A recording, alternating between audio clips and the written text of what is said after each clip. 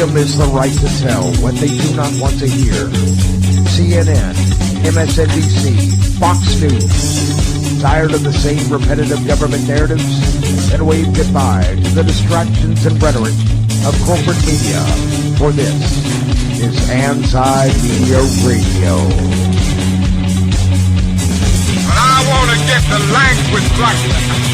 The government is in trouble. You're all a bunch of slaves! Bunch of slaves! What we need in the United States is not violence and lawlessness, but is love and wisdom and compassion toward one another. What's your definition of me? And now, here's your host, S.M. Gibson.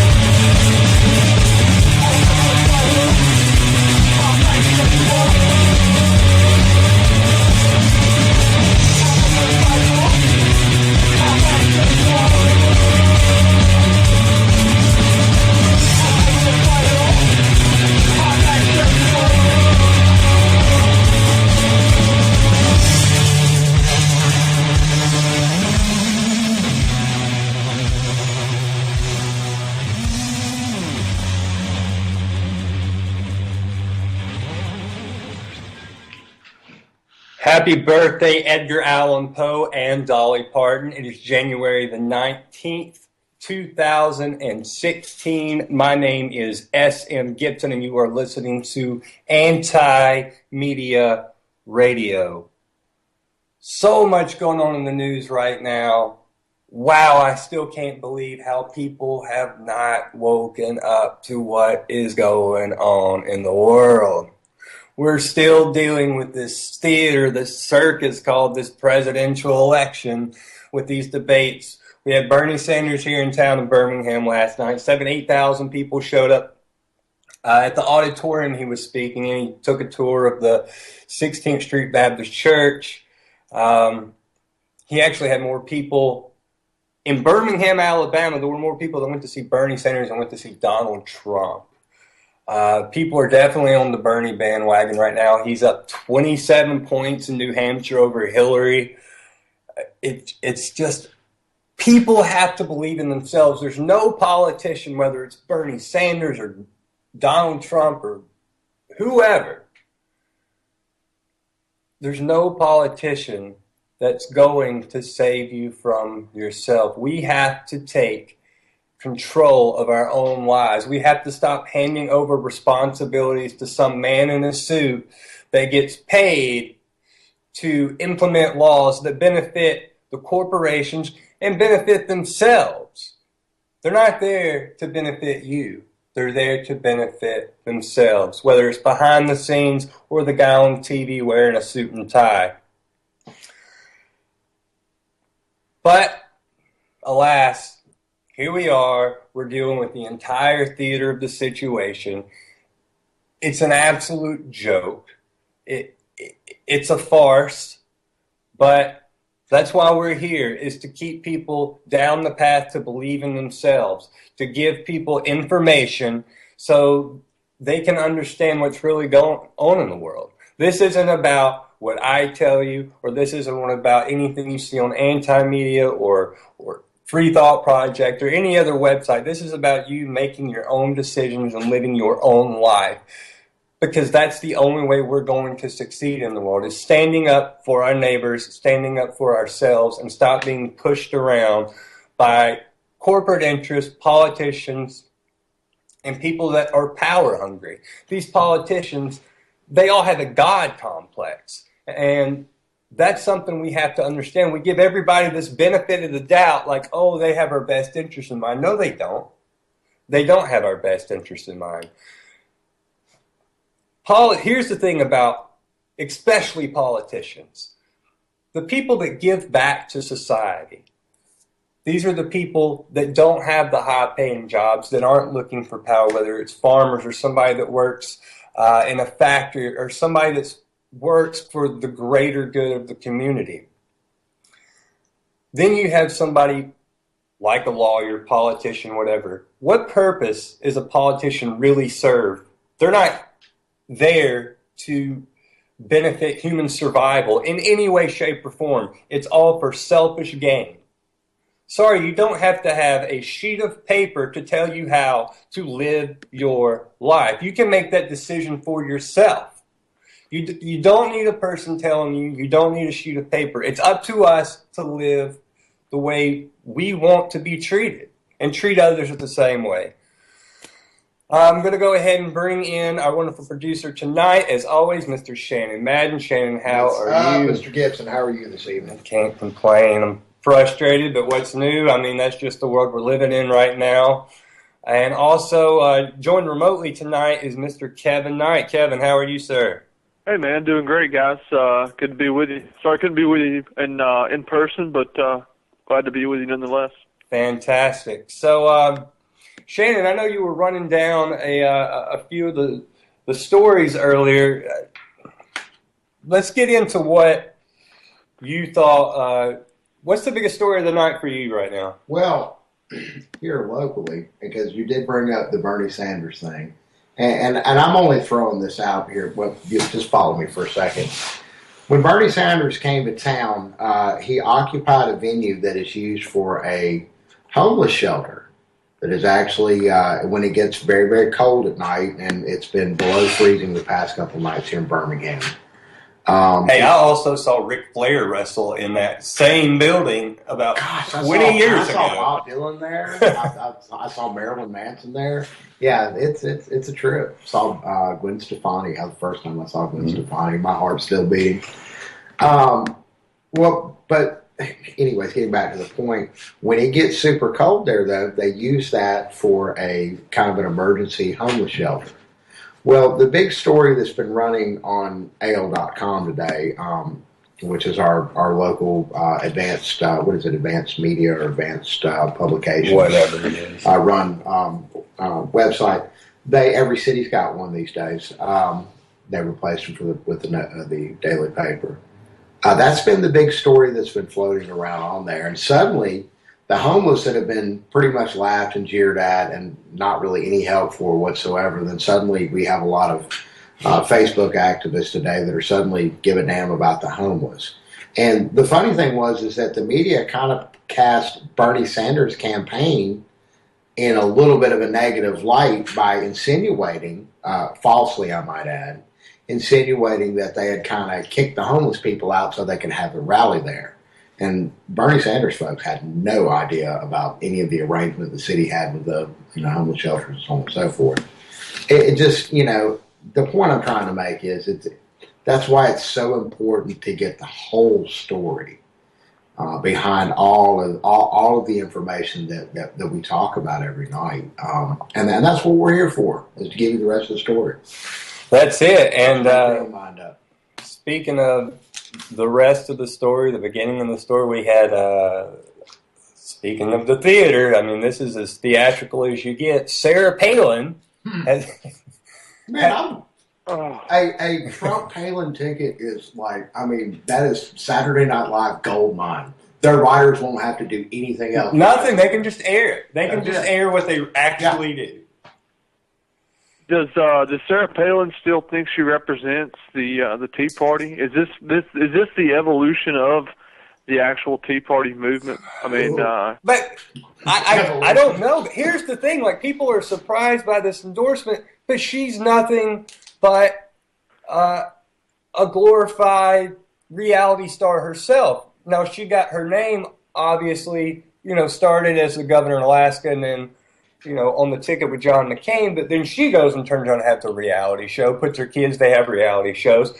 She's no different than Trump. It's all about her own face being put out there and making $1 off of it.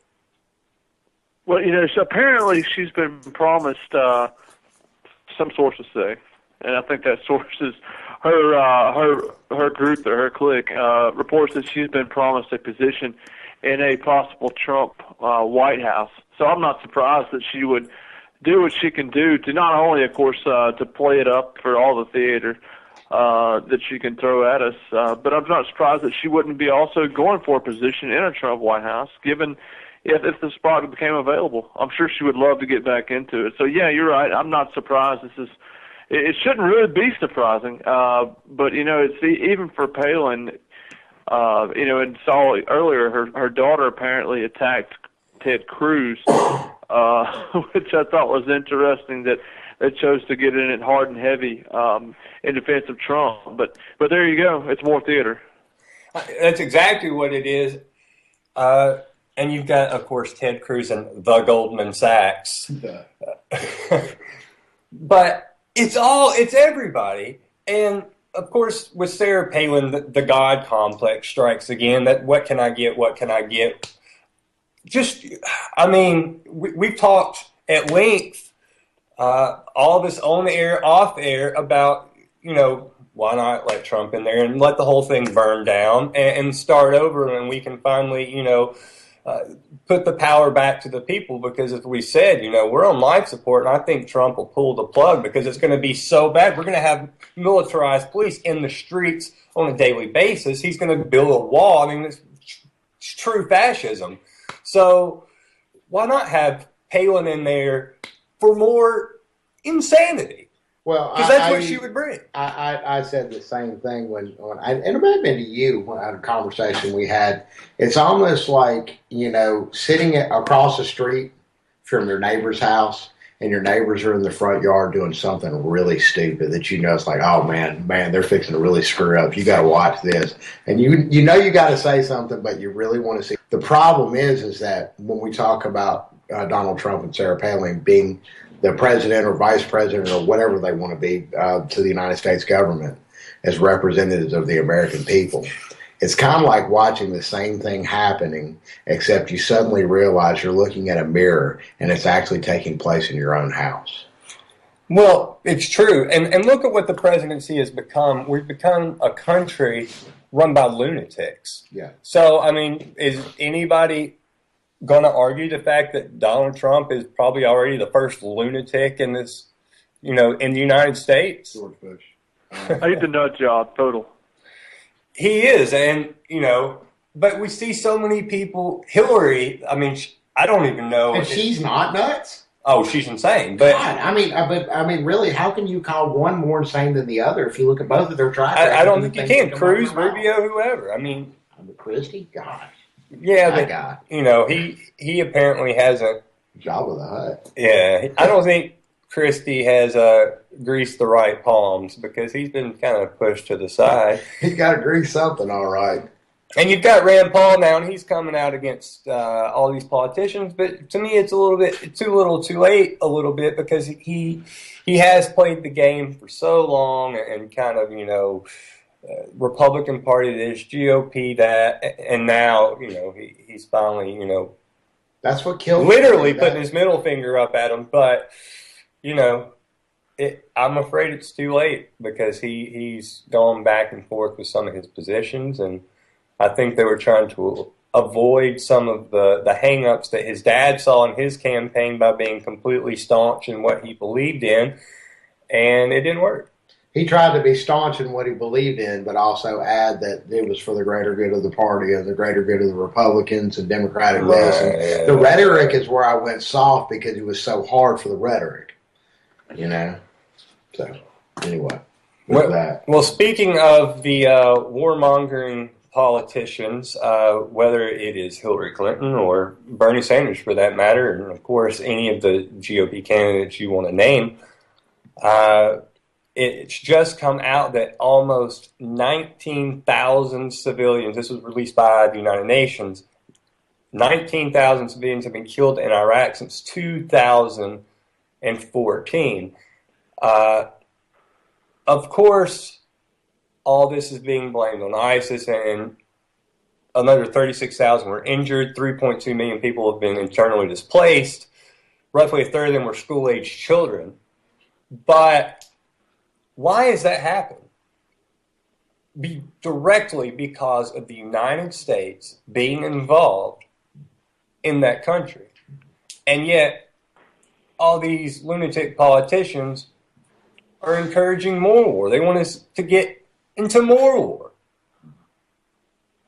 Is the death ever enough for them? It doesn't seem like it. I guess if their pockets are lined and they get a little bit more power at the end of the day, They don't care about people overseas. They don't care about people here. We're talking about all these people on stage talking about how they're going to bomb this and bomb that. None of these people even served in the military. Because they know the system is already set in place. All they got to do is assume their position. And they get to hold the championship belt for a while and get to fly around on Air Force One. Whoop-de-damn-do for them. I mean, we all know that for Trump has no serious desire to change America or make America great. This is just another title that he gets to add to the long list of best-selling author and TV reality star and all the other little different accolades that he's built up for himself. Yeah, it's another notch on his belt and a picture to hang on his wall at the end of the day, something to etch on his gravestone. I also want to bring in the wonderful Miss Claire Burnish, a writer for us here at antimedia.org. Claire, how are you doing tonight? I've had better days, but I'll be okay. Hey, Miss Claire, how you doing tonight? You know. Yeah. Howdy, Miss Claire. I'm on the other line. Hi, how are you? Well, I'm so glad you called in. Yeah, I figured it would cheer me up somehow. Good.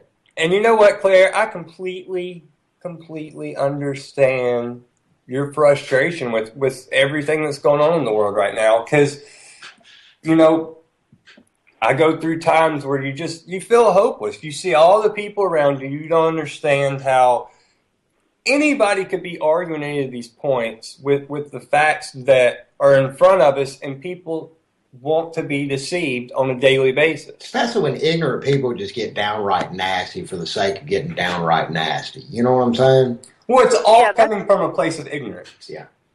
That's kind of my issue, I guess. I was talking about this, you know, right before the start of the year.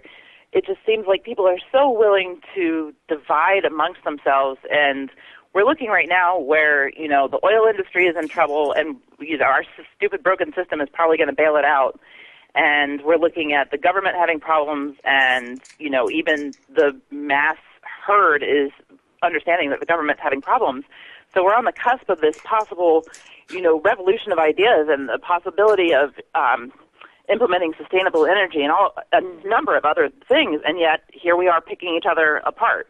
Where it seems in the past we would pick each other's arguments apart, now it's like we're just tearing each other down, like personally, and it doesn't serve any purpose, and it does make you kind of lose hope in some sense. But you know what, Claire? I think a lot of that stems from is where we used to criticize and pick apart arguments and intellectual ideas. What intellectual ideas do we really have left here? I mean, we're talking about Donald Trump, Sarah Palin, Hillary Clinton, whoever, whichever party you subscribe to. It's completely phony on both sides. That's crazy. I don't think I've ever heard anybody use the word intellectual and then the words Donald Trump and Sarah Palin in the same sentence ever. That was awesome, dude. I'm going to applaud myself for that one. But I mean, I agree. I think my disappointment lies in that the people that I would normally consider not necessarily intellectual brain trust, but, you know, people with a decent amount of intelligence still are doing the same thing. It's evolved into this ad hominem attack on everybody, when if we could just put our differences aside, we stand to gain so much right now, you know. But you have to remember, too, people have allowed their political beliefs to be intertwined with their identity. And so when you attack whichever candidate that so-and-so supports, they feel like it's a personal attack on them. So they're going to personally attack you. And it's not about ideas, because it's the gloss, the cover, what you see on TV, they're not discussing ideas. They're screaming. It's a spectacle. It's a circus. Matter. All lives matter. Yeah, geez Louise. We went through that one here. Yeah, that's a good point. I mean, it's difficult not to be frustrated.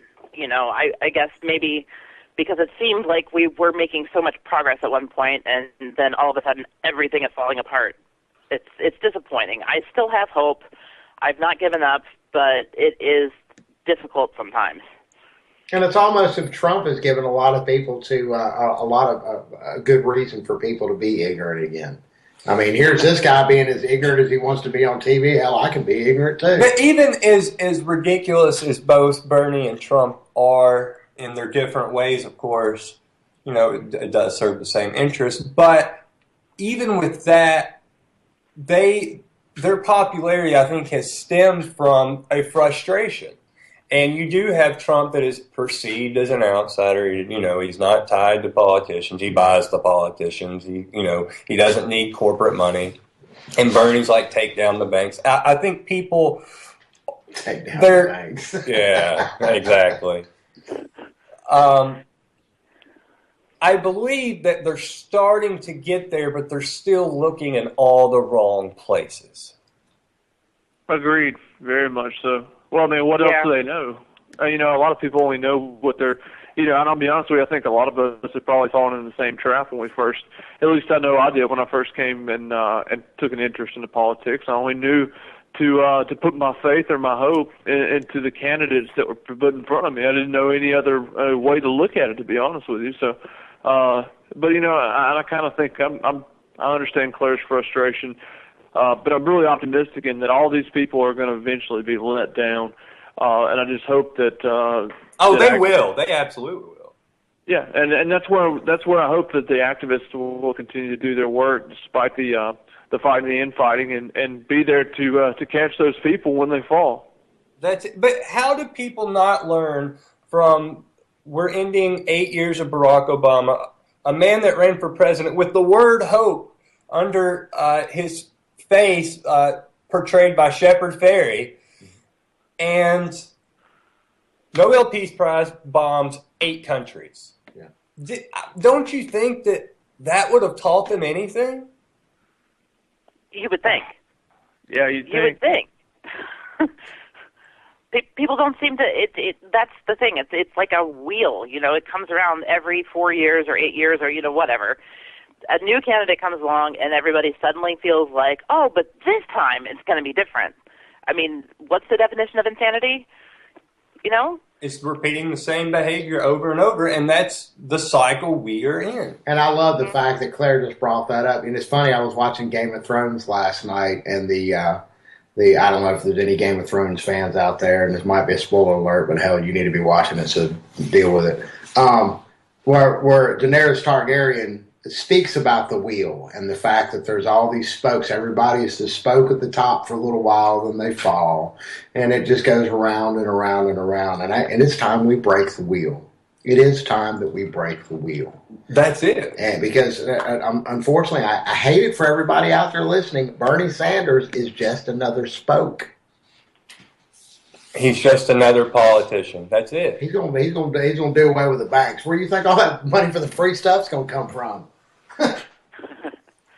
But at the same time, the frustration. I think that to speak to what Claire mentioned again, I think that's something that we're always going to be faced with. I think most of us at this point have kind of come to realize, and to paraphrase some smarter men than I am, it doesn't take a whole active majority, but it just takes a tireless minority that's willing to fight and persevere. And so I'm glad that there's news sources, there's organizations out there. I hate to call you guys a news source, but the Anti-Media, the Free Thought Project, some of the other groups that are still pushing on and trudging on, and I think we're going to have to keep doing that. We really don't have a choice.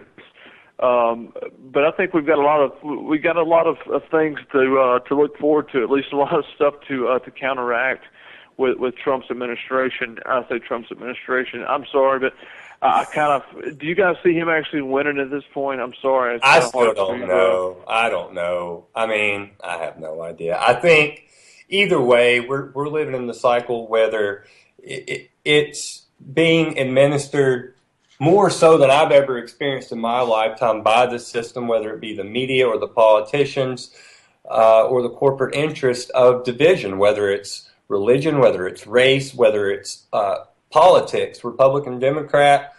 We are being purposely divided. And as long as they can keep everybody splintered off, arguing amongst themselves, they can be in the background while we're scuffling over the crumbs over here. They've got the full course meal. And don't y'all realize that only 30 some odd percent of people actually vote in national elections? We are not the minority. The problem is, though, is that we have a lot of those people that are the undecideds that are not wandering down to the polls because they're waiting for somebody to tell them who to vote for. But in this Kardashian society that we live in, how much of that are people like us saying that are active and are involved and paying attention to what's going on, and they're not voting out of complete frustration with what's in front of them, but rather it's just complete apathy. And I don't think you're going to get that person off their couch or away from Taco Bell long enough to actually do anything. Well, and plus, too, you only have two candidates presented to you on a silver platter. Choose one of these. At the end of the day, that's what it boils down to. Right, and let's just say, for instance, we get Rubio and we get Hillary. What's the difference? Cruz, Hillary. What's the difference? There is none. Oh, people can pat themselves on the back and say they elected a woman, and there's going to be 1 million women displaced in Iraq or Syria or Iran or wherever it is when she's in charge. So, great, women's rights. You elected a woman president. And what about all the women dying overseas? And business still continues That's as usual. That's it. And that's with all the candidates. All the candidates on both sides of the fence right now that are standing on the stage. We have a lot. I'm sorry, go ahead. I was just gonna say, the thing with so many people not voting anyway, people get so passionately, behind one candidate or the other. It doesn't make any difference. I mean, there will always be an enormously apathetic majority of people who won't vote, and then there are going to be people who protest the vote by not voting. And then the people who do vote blame everybody else who didn't vote for the problems that happen, when really it's nobody's fault to begin with, because the entire system is broken and things will happen. Candidates will be elected no matter what, and the people aren't going to be the ones who do it. Well, and let's talk about that. I mean, let's talk about the vote. Let's talk about. Clearly, I'm by far the farthest thing from an Al Gore fan, but guess what? He won the election in 2000. Richard Nixon won the election in 1960 against John Kennedy. Let's look at Ron Paul and Mitt Romney in Maine. I mean, think about all the voting fraud that goes on in this country as well. So people get lined up to vote, and then somebody can hit a button on a computer and switch the votes in the dial voting machine. And that's why I'm straight up going to the polls and voting in protest for Vermin Supreme. Fear the people. For who? Vermin Supreme, man. Come on. Oh, okay. Well, I expected that, but for some reason there was a disconnect. I thought you said Bernie Supreme, yeah. And I thought that kind of sounded like something that a Shannon might say to throw somebody off and get a laugh. I would never ever disrespect Mr. Supreme in that fashion. I hope to get him back. He just wants a pony. Shannon just wants a pony. That's all it's about. I can blame him. I will vote for D's Nuts, and that's it. If D's Nuts is not on the ballot, I am not voting. That's all there is to it. Look, we have a write-in slot, and Nick Saban has 4 national titles at Alabama, so to me, that's a leader. Roll Tide. Hey, if he doesn't deserve it, who does? Exactly. Besides D's. Well, that's it. Claire, you've written a couple of stories in the past couple of days that are up on the page, especially pertaining to the oil crisis that's going on right now. I guess it's an oil crisis. It's an overflow of oil is what it is. It's not an oil crisis when I go to the gas pumps. Right, it's an oil crisis for people making the money, I guess. Yeah. So there is an enormous glut in the oil supply right now. It's just an enormous oversupply. There are a bunch of reasons why that's going on. And there's also fears because now that the sanctions have been lifted on Iran, that when Iran comes back online and actually starts exporting its supply again, then there's going to be even further glut. So this has led to really tanking oil prices under $30 a barrel, which is, hasn't been seen since, I believe, the early 2000s. And also, there's a place in North Dakota where there is negative pricing for the particular type of crude that they are producing. And there is now talk that the oil industry will have to be bailed out like the banks were, which really we just don't need to see that happen. No, and we're seeing, they're saying Saudi Arabia could be bankrupt by 2020.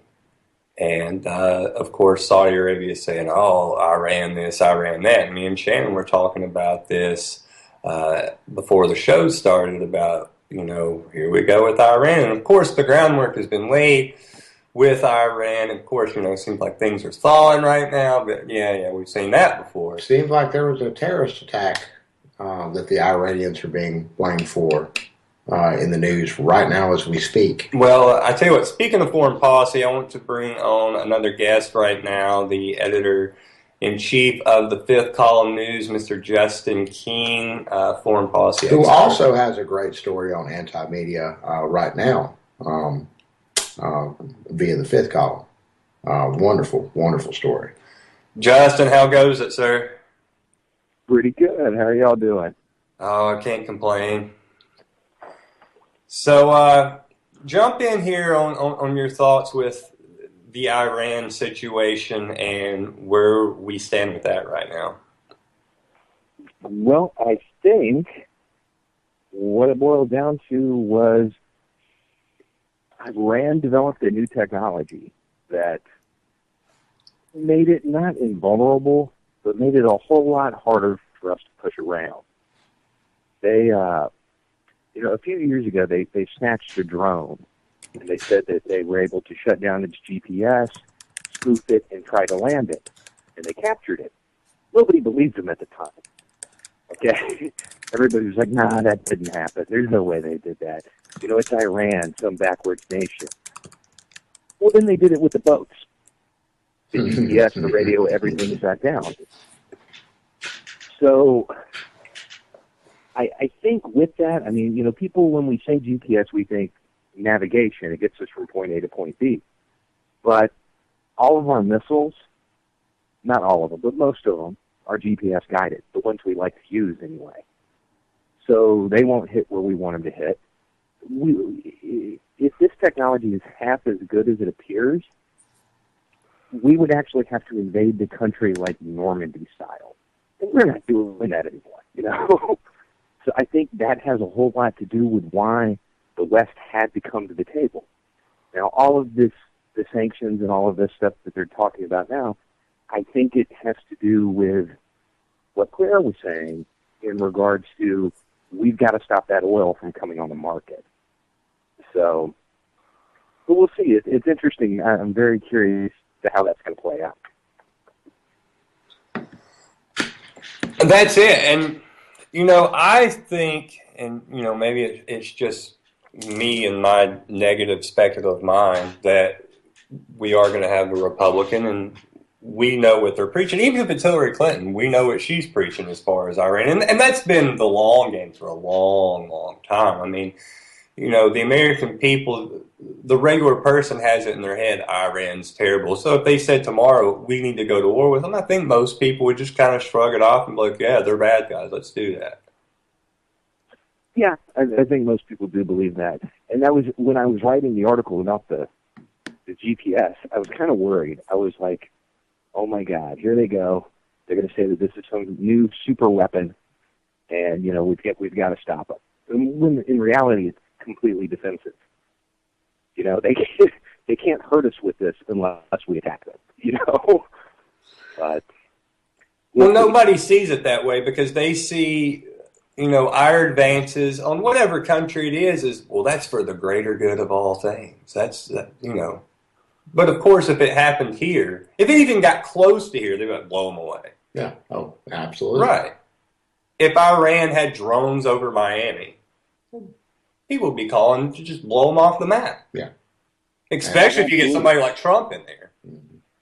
Can you imagine two armed Iranian boats just zipping past the SIL headquarters? Oh, that's a war. Yeah. They'd be at the bottom of the bay. Mm-hmm. But when we do it to somebody else, that's okay. For freedom. Yeah, it's not terrorism when we do it. For freedom. It's not. It's for natural resources. Yeah. Oh, yeah.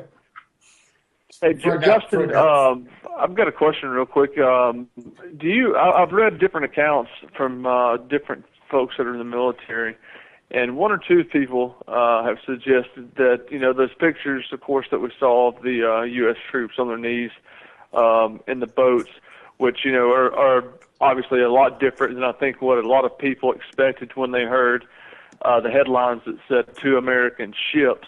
I don't think anybody was expecting these small of what looked like kind of craft you might use to go under the radar, so to speak. But the photos that we saw of the guys on their knees, does that seem to be, is that normal routine in a situation such as that? I've seen a couple of guys were suggesting that was normal, not a sign of courtesy, so to speak, but just normal order of operations. And other guys, of course, said that was obviously that they should have never given up the boats. Some kind of military command chain of rules of combat says they're not supposed to give up the boat. Obviously diplomacy seemed to have worked out in this case, but can you speak to that as to what should or should not have happened? Okay. Here's the thing: the Navy never surrenders. You don't surrender a boat. Okay, that's the standard line, and that's really easy to say back here on land. Right. There's no atheists in foxholes. Yeah. Right. When you're surrounded and you're staring down the barrel of those 12.7 millimeter guns, I mean, I don't have a problem admitting I'd put my hands up. They weren't getting out. They were not going to get out alive if they tried to shoot it out. So I think the commanders made the right choices. And they also, from what I understand, the Iranians contacted them, said, "Hey, you're in Iranian waters, blah blah blah blah." And if that was the case, and the commander realized how far off they were, he definitely made the right choice, because if we had entered and then fought an open fire, that's an act of war. I mean, literal, not in the figurative sense, but I mean, as far as the way the laws of war are written, that's an act of war. As far as making the video and the one guy apologizing, I guess that's to be expected, right? I mean, it seems like that happens quite frequently. You're allowed to do it in very specific circumstances. If you're captured by a national army, you're not supposed to do that. You're like with, let's say, Black Hawk Down. Mike Durant made a video, but Mike Durant made the video when he was captured by a non-state actor, and he was blinking out his, information to get back to U.S. intelligence. He was blinking in Morse code. This guy was scared. And he did it. It's not a big deal. I know there are a lot of people making a huge deal about it, but I think America got a black eye, and I think they're looking for somebody to blame. I don't think we can blame some incident or LJG or whoever this guy was for doing this. I mean, again, it's real easy to say he shouldn't have done that when you're not the one with the gun at your head. Right, yeah, I agree. Absolutely, yeah. But interesting, like I said, I don't blame the guys either. Like you said, it's a lot easier to say, standing back here, I'm a civilian, so, but, as an outsider, I don't really have a lot of opinions on it, but I was just curious to get your take on it. But, so I appreciate that interesting perspective on it. Certainly didn't... most of the people that are really, gung-ho saying, this guy did this wrong, they're Rangers, SEALs, people like this. And they're holding the regular Navy to a standard you can't hold it to. A Ranger or a SEAL doing this is unacceptable. They go through weeks and weeks of training so they know what to do and they know how to avoid this. And I guess they probably wouldn't be in still that's assuming that what the official story about the boat supposedly losing communication or whatever issue that brought it over there, that's assuming that it was actually, that's a legit story. I imagine, I'd assume, being a civilian, I could be completely off base, but I would assume some of the elite forces may not be in that same situation. to have gotten caught so easily. I guess so easily. Again, it's civilian talking, but didn't seem to help out our case with any of the war hawks. That's for sure. I thought it was interesting. John McCain brought out today the fact that one of the things about making peace with Iran is it makes them harder for us to bomb them. And I just you have to applaud his audacity of just pure insanity. Oh, right. It just points out the absurdity of the whole situation. It sounds like an Onion title. It really does. Right. Well, I mean, and that coming from McCain, which again, I wouldn't. The guy spent 5 years in Vietnamese custody. I can tell you right now, I would kill myself. I'm not doing that. But for somebody whose code name was Songbird because he talks so much, right? He needs to sit down. He doesn't have he can't really talk much about the way these guys behave. Well, they also said he didn't have it as bad as most POWs because of who his father was. Yeah. Well, it was because of his father and because, according to the Vietnamese intel guys, like from the second he hit the gate to the time he left, he was talking. And he hadn't shut up since. Now he has. So, but again, I can't fault him for that. Like, I've seen videos of what happened in the Hanoi Hilton. Yeah, I wouldn't have made it.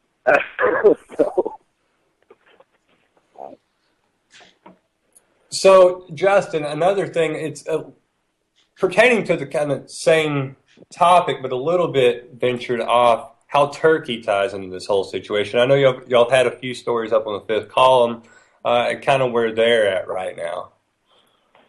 Well, Turkey Erdogan has lost his mind. Just some of the quotes that he, has said recently, saying stuff like, all I need is the power that Hitler had. You're like, what? He's trying, he realizes the almost inevitability of a Kurdish state to the south of his country. And he realizes that the southern part of his country is full of Kurds.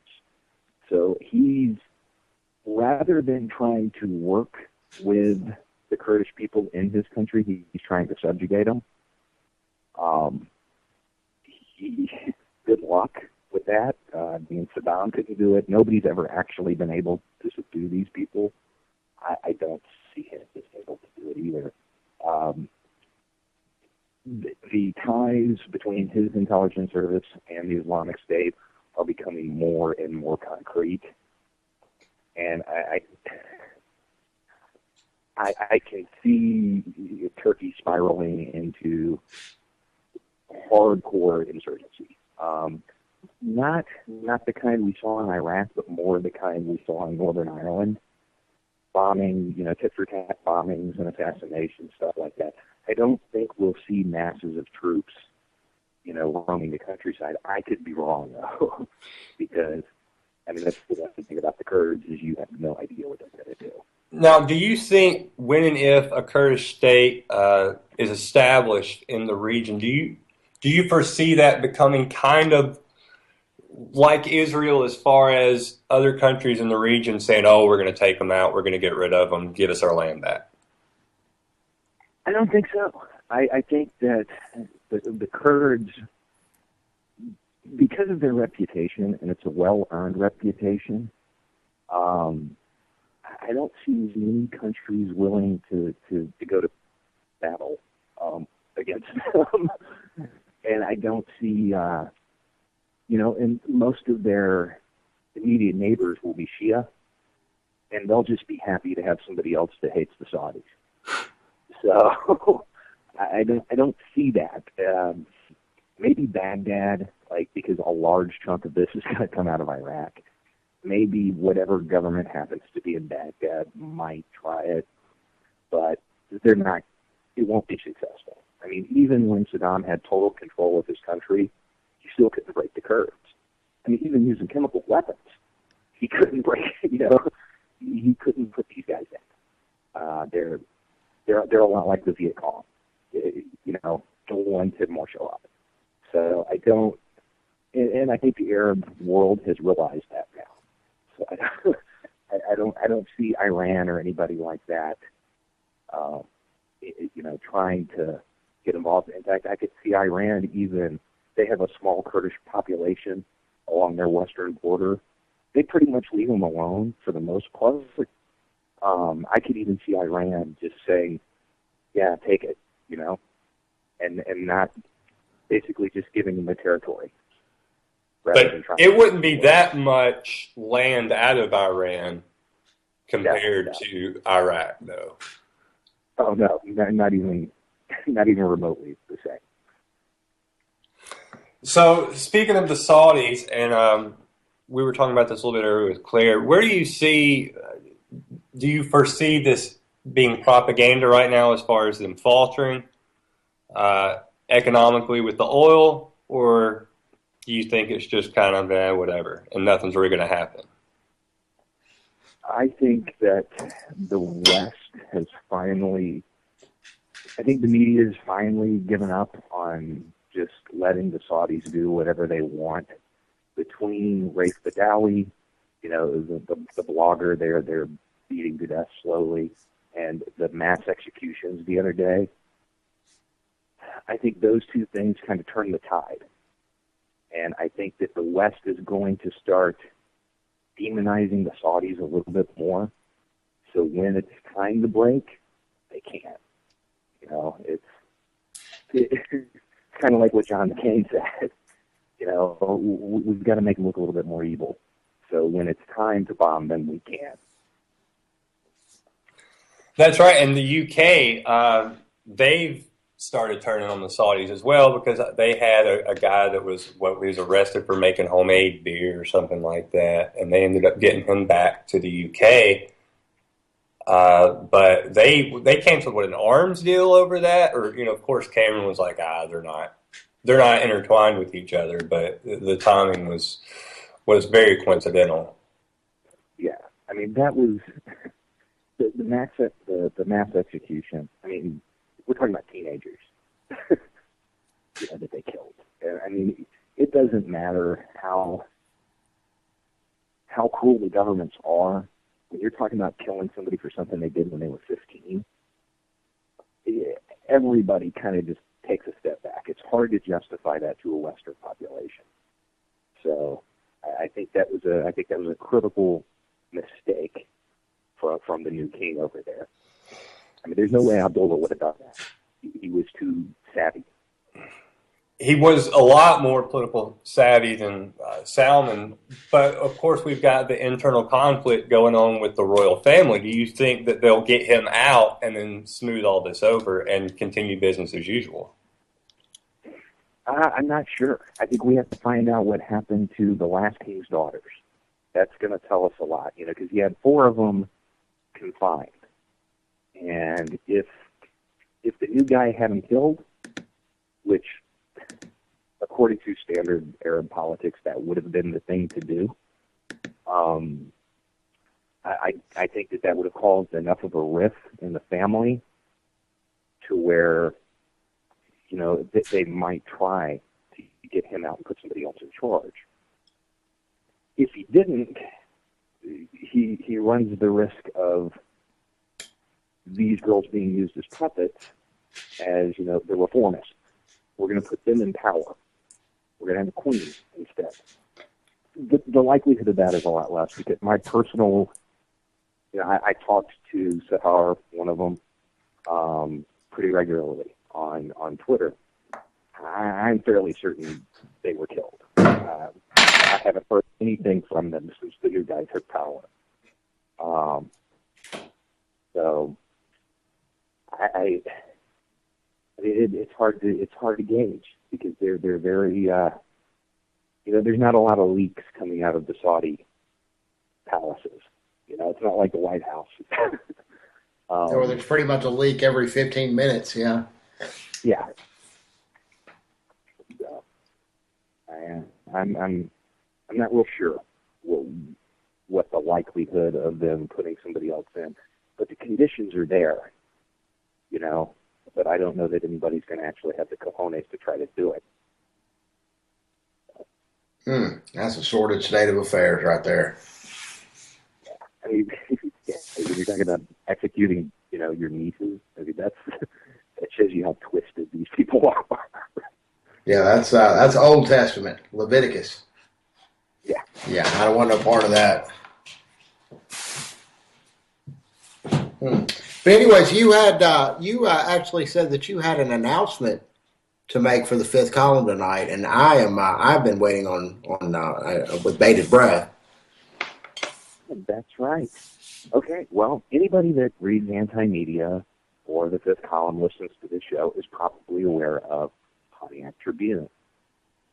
Pontiac Tribune is a news outlet based out of Michigan. Basically, they do a lot of good U.S. foreign policy, U.S. politics, that kind of stuff.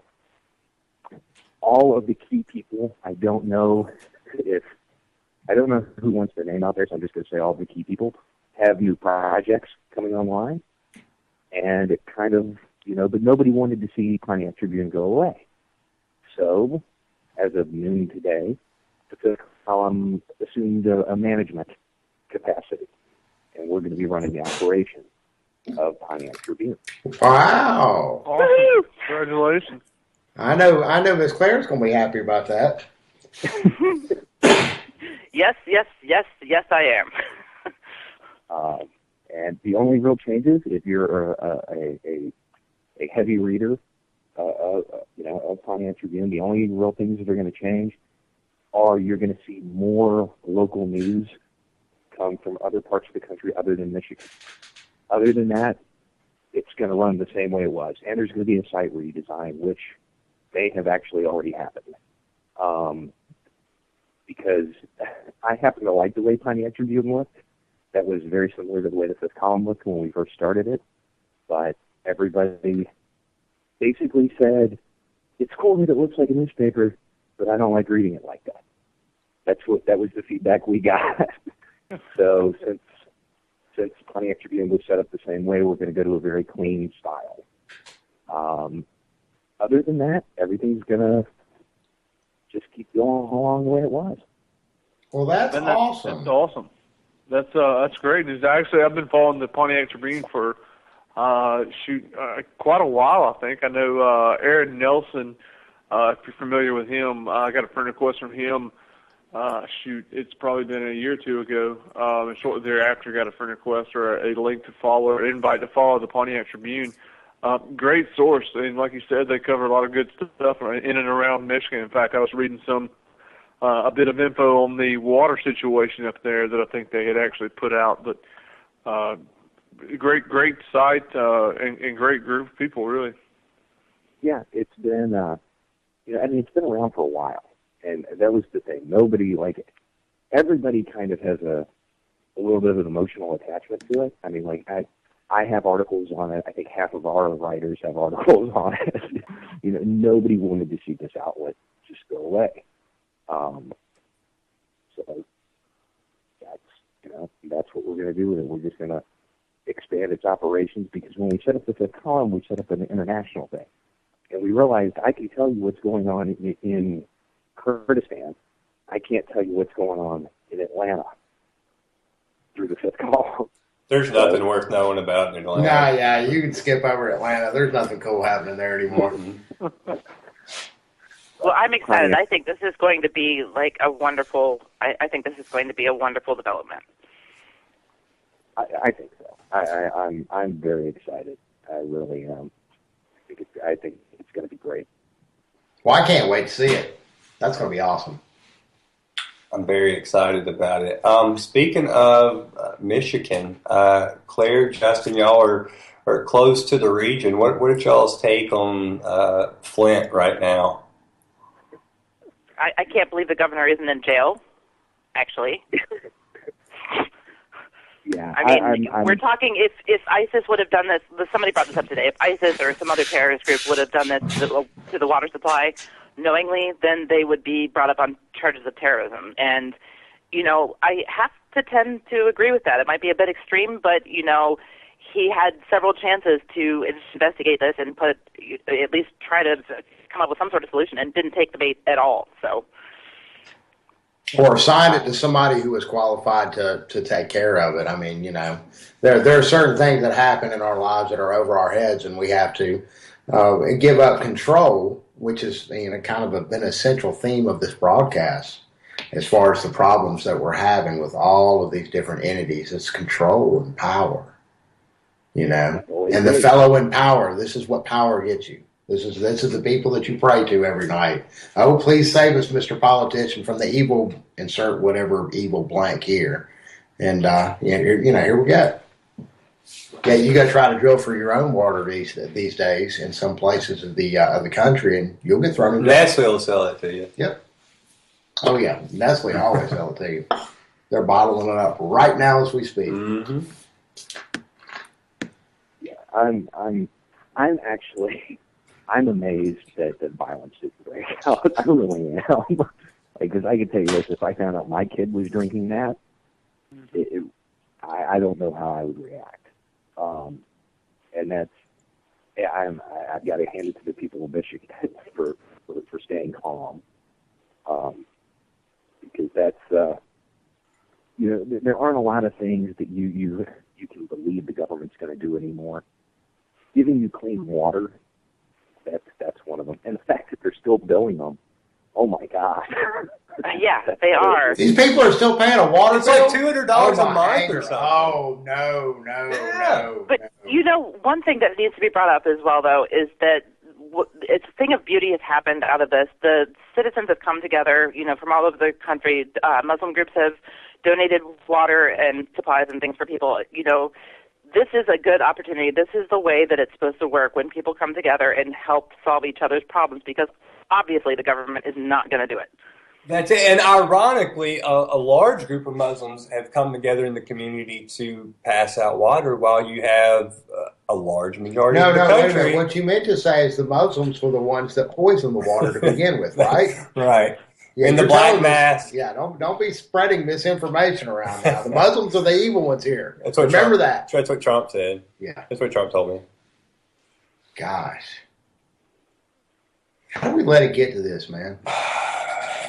People love to have they love being lied to, and they love their emotions being tugged on, and love being told what to do, because then they don't have to think for themselves. It's a lot. Hey, older generations, the ones that actually made the decisions that got to this point, you guys are assholes. Way to go, hippies!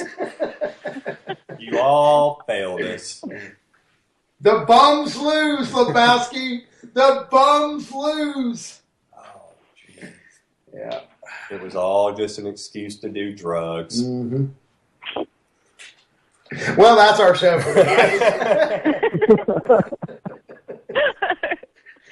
Well, I tell you what, we only have a few minutes left. We're going to go around here, and any last words anybody has for us. We'll start with you, Justin. Anything you would like to relay to the listening audience? I would just say, go ahead and go check out, Pontiac Tribune, and go ahead and, subscribe to the social media, all of that stuff, so you can pick up your local news from an independent source, because it's going to happen. And check out the Fifth Column. Awesome site. Absolutely, yes, that one too. Kevin, yeah, that one too. Any parting words for us? Not so much, man. It's good to be on the phone with you guys. Sorry I couldn't be there in person, but enjoy it anyways. Hope you guys have a good night. We're going to have a meeting about it later, all right? You're done! Miss Claire, any words for us? Can we please stop being so hateful and start ganging up on the government that's causing all the problems instead of each other? That's it. Good point. I mean, that's the key to it right there, is to get over the divisiveness. Shannon? Spread the love, y'all. For Anti-Media, this is S.M. Gibson. Thank you to Kevin, Claire, Justin, Shannon. We'll be back on Thursday. Anti-Media out.